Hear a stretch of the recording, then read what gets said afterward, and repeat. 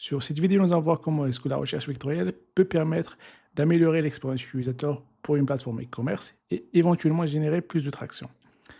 Vers la fin de la vidéo, nous allons également voir la possibilité de coupler cette fonctionnalité avec une expérience chat via le mode RAG.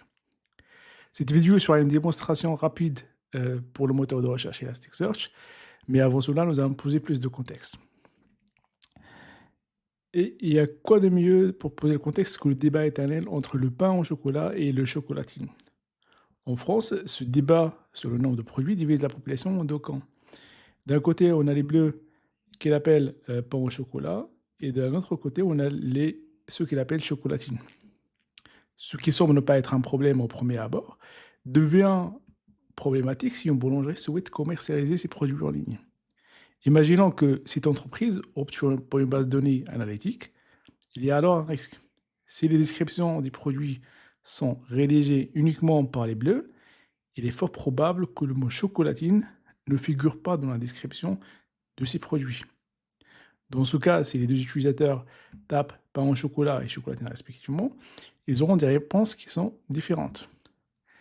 D'un côté, on aura les bleus qui vont avoir une réponse qui est positive et les rouges qui vont avoir une réponse qui est négative. Mais le problème, il est encore plus profond.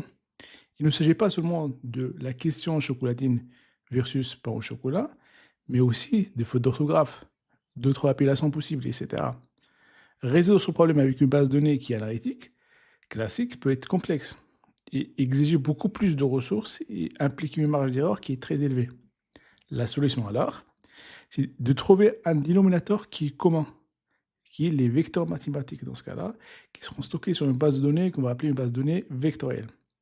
Cela ne permettrait pas uniquement de résoudre la problématique régionale en France, mais aussi d'aider notre boulangerie à s'internationaliser avec moins d'efforts. Et par exemple, autoriser plus de langues et devenir international. Donc on va poser le contexte, on va passer à la démonstration sur le moteur de recherche. Pour l'exemple et la démonstration, j'ai opté pour deux index.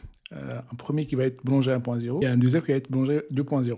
Alors sur le premier index qui est le boulanger 1.0, ce que je vais faire, je vais indexer des documents qui vont correspondre à des produits que j'ai sur ma boulangerie. Donc là, vous allez voir que j'ai une vingtaine de produits et chaque produit a une description. Vous allez voir, par exemple, là, j'ai baguette tradition, pain aux céréales, croissant. Ensuite, j'ai le pain au chocolat. Mais à aucun moment, j'ai indexé le mot chocolatine. C'est-à-dire, il n'y a pas de produit qui correspond à chocolatine dans mon inventaire. Donc, une fois que j'indexe tous mes documents, ce que je vais faire, je vais partir directement sur la partie recherche. Donc là, si je fais ma requête et je lance ma requête sur la boulangerie 1.0 avec les mots pain au chocolat, ce qui va se passer si je lance la requête, je vais avoir une recherche et je vais avoir le produit pain au chocolat avec son prix et sa disponibilité en premier hit, ce qui est plutôt bien pour moi. Mais si j'essaye de taper le mot chocolatine et que je lance ma requête, ce qui va se passer, c'est que j'aurai aucun résultat. Donc ça, c'est pas surprenant parce que le mot chocolatine n'est pas mentionné sur la description du produit que j'ai indexé. Donc là, on va passer à la deuxième approche, qui est l'approche de la boulangerie 2.0. Et cette fois-ci, on a besoin d'un petit effort.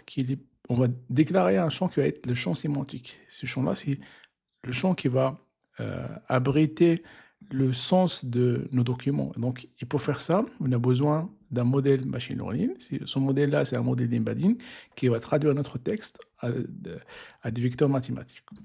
Donc là, Elastic nous a épargné l'effort de déployer ce modèle et nous offre directement un modèle qui est déjà déployé, qui est disponible pour l'utilisation. On a son inférence ID qu'on va utiliser directement. Donc, une fois qu'on a déclaré notre index boulanger 2.0, ce qu'on va faire, on va indexer les mêmes documents que la boulangerie 1.0. Ça va être exactement les mêmes documents. Mais ce qui va changer cette fois-ci, c'est que quand on va faire la recherche, donc là, on va partir directement sur le mot chocolatine parce qu'on sait déjà avec le mot pain au chocolat, on va avoir des bons résultats. Donc, on va lancer notre requête. Et ce qui va se passer, donc vous allez voir que je n'ai pas indiqué le mot pain au chocolat et pourtant, le premier document que je reçois pour ma requête, c'est le pain au chocolat. Et ce qui est plus intéressant encore, c'est que je peux me permettre de faire des erreurs d'orthographe. Par exemple, là, je peux mettre chocolatine. Et là, si je lance ma requête, j'ai toujours un bon résultat qui me retourne le pain au chocolat en premier hit. Et ça, c'est très intéressant. Mais ce qui est encore plus intéressant, c'est je m'amuse à chercher dans d'autres langues. Donc là, par exemple, on va chercher le mot croissant en italien et en hindou. Et là, vous allez voir le résultat très intéressant.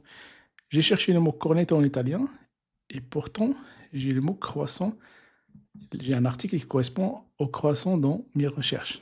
Donc, à aucun moment, j'ai indiqué le cornetto dans mes documents et pourtant, j'ai un résultat qui est intéressant parce que j'ai utilisé un multilingual model.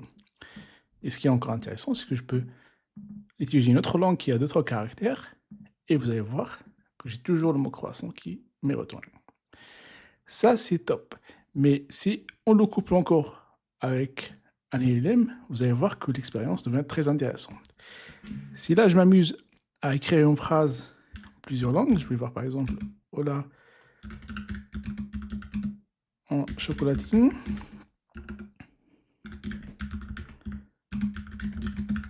Donc là, j'ai écrit Hola tengo en espagnol, chocolatine en français et tanky en anglais. Vous allez voir que le modèle il va me retourner, ou l'expérience RAG que je suis en train de développer, il va me retourner un résultat qui est très intéressant. Il va me dire que le chocolatine est disponible, et ça s'appelle pain au chocolat, autrement, et que c'est disponible à Bordeaux, qui est Bordeaux. Et voilà son prix. Et ça, c'est une expérience très intéressante. Et comme ce modèle il est limité à mon contexte, si je vous demande par exemple, c'est là des hot dogs,